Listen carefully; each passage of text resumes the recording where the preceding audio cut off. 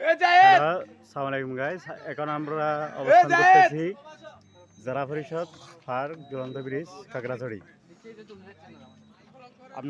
আপনাদেরকে দেখানোর জন্য চেষ্টা করতেছি। দেখেন ঝুলন্ত ব্রিজ, দেখেন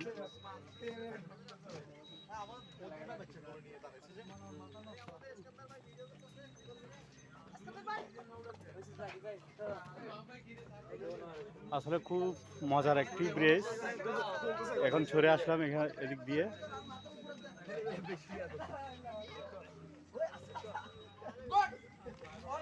পাহাড়ি সৌন্দর্য দেখেন।